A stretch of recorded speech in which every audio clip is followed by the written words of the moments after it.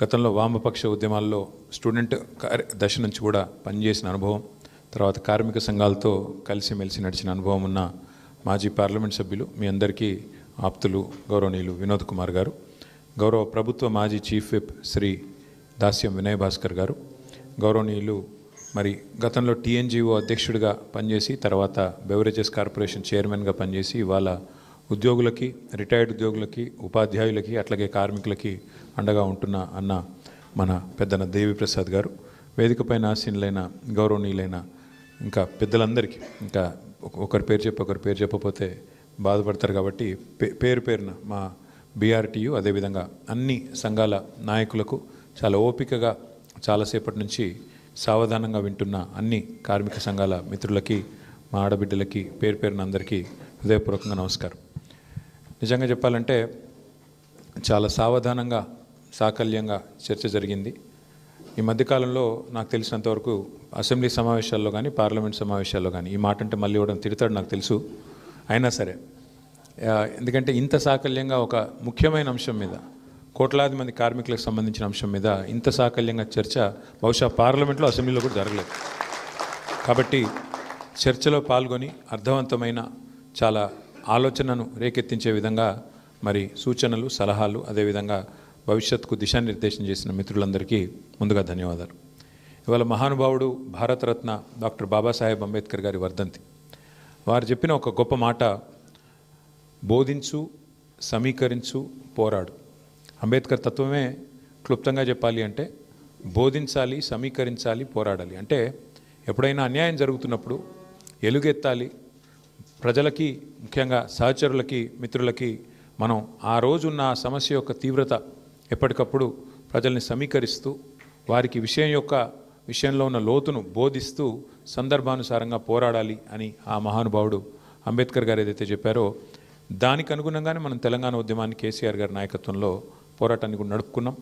వారు రాసిన రాజ్యాంగం ఆలంబనగానే ఇవాళ ఆర్టికల్ 3 ఆధారంగానే మనం రాష్ట్రాన్ని కూడా సాధించుకున్నాం. కాబట్టి ఆ మహనీయుడికి ముందుగా నివాళులు అర్పిస్తూ మనందరి తరపున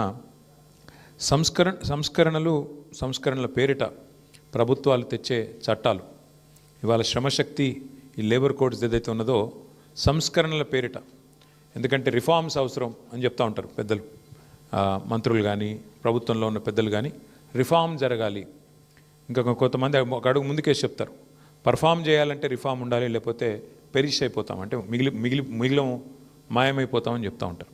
రిఫార్మ్ అవసరమే, సంస్కరణ అవసరమే, కానీ సంస్కరణకు తప్పకుండా ప్రజాస్వామ్యాన్ని బలోపేతం చేసే దిశగా సంస్కరణ జరగాలి. దేశాన్ని బలోపేతం చేసే దిశగా సంస్కరణ జరగాలి తప్ప దేశాన్ని, ముఖ్యంగా దేశంలో ఉండే అన్ని వర్గాలని కలుపుకొని పోయే దిశగా సంస్కరణ ఉండాలి తప్ప కొన్ని వర్గాలను తొక్కేసే విధంగా, కొన్ని వర్గాలను పక్కన పెట్టే విధంగా సంస్కరణ జరిగితే అది సంస్కరణ కాదు. దానివల్ల అల్టిమేట్గా వచ్చేది చెడు తప్ప మంచి జరగదు. ఈ మాట ఎందుకంటా ఉన్నా అంటే మన దేశం నిజంగా కూడా ఒక వైవిధ్యభరితమైన దేశం.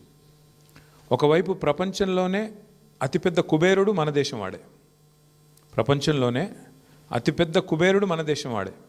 అట్లాగే ప్రపంచంలో ఉన్న అత్యంత పేదరికం ఎక్కడుంది ప్రపంచంలో అంటే కోవిడ్ తర్వాత ఒక లెక్క తీస్తే ఆఫ్రికాలో లేదు. అత్యధిక పేదలున్న దేశం ఏది అంటే మన భారతదేశం. అంటే ప్రపంచ కుబేరుడు మన దగ్గరనే ఉన్నాడు, ప్రపంచంలో పేదరికం అత్యధికంగా ఎక్కడుందంటే మన దేశంలోనే ఉంది. ఇది వాస్తవం. అంటే అందుకే నేను అన్నది వైవిధ్యభరితం అని. ఇంకొక అడుగు ముందుకే చెప్పాలంటే మనది ఇది వైవిధ్యభరితం కాదు, ఇది వైవిధ్య భారతం. అట్లాంటి భారతదేశం మనది. అట్లాంటి ఈ దేశంలో మరి సింహభాగం ప్రజలు, అధిక శాతం ప్రజలు పేదరికానికి దిగువ ఉన్నారని ప్రభుత్వాలే చెప్తున్నాయి. ఇప్పుడు ఉదాహరణకు తెలంగాణ తీసుకోండి. తెలంగాణలో ఇవాళ 92-93% మందికి తెల్ల కార్డులు ఉన్నాయి, రేషన్ కార్డులు. తెల్ల కార్డు అంటే ఏంది? BPL, below poverty line. మరి 92-93% బిలో పావర్టీ లైన్ ఉన్నారని మనమే ఒప్పుకుంటూ ప్రభుత్వాలే ధృవీకరణ ఇస్తూ మరొకవైపు మనం తెచ్చే సంస్కరణలు ఎట్టుండాలా? వాళ్ళను కడుపులో పెట్టుకొని చూసుకునే విధంగా ఉండాలి.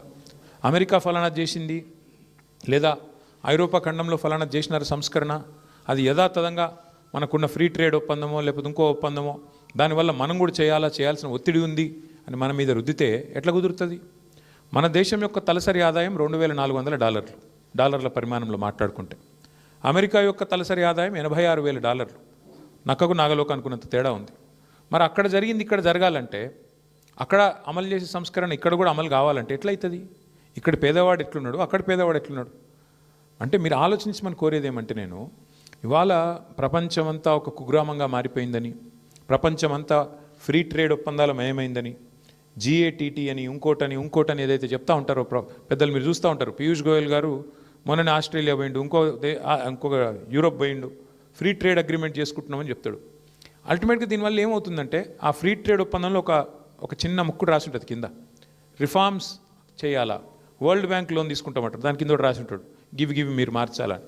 వాటికి లోబడి వాటికి ఒత్తిడికి లోనయ్యి వచ్చే కొన్ని రిఫార్మ్స్ వల్ల జరిగే లాభం కంటే దేశానికి నష్టమే ఎక్కువ ఉంటుంది. కొన్ని సందర్భాల్లో కొంతమంది పెద్దలు మాట్లాడితే, నేను పేరు తీసుకొని రాజకీయాలు మాట్లాడను కానీ కొంతమంది పెద్దలు మాట్లాడితే వింటుంటే బాధ అనిపిస్తుంది.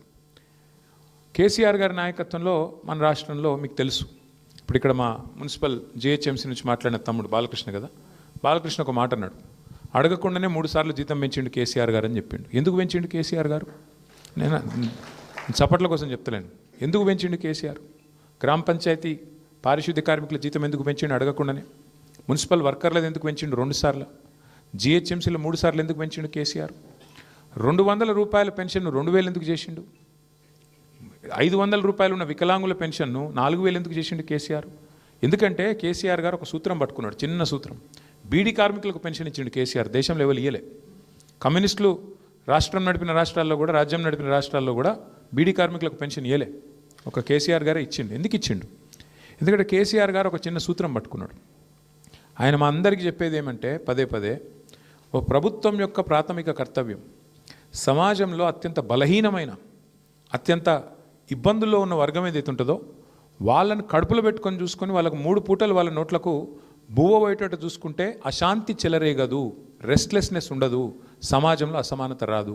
ఆ ఉద్దేశంతోనే ముసలోళ్ళకు 2000 పెన్షన్ ఇస్తే ఏమొచ్చింది అంటే, ఆ అవ్వ దగ్గరకో తాత దగ్గరకో మన్మడో మన్మరాలో వచ్చి, అవ్వ నాకు బిస్కెట్ కూడా కొనుక్కుంటా ఇస్తావా, లేదా చాక్లెట్ కొనుక్కుంటా ఇస్తావా అంటే 10 రూపాయలు పెట్టే ధైర్యం వచ్చింది. ఆ అవ్వ మీద గౌరవం పెరుగుతుంది, ఆ మానవీయ సంబంధం పెరుగుతుంది. ఎందుకు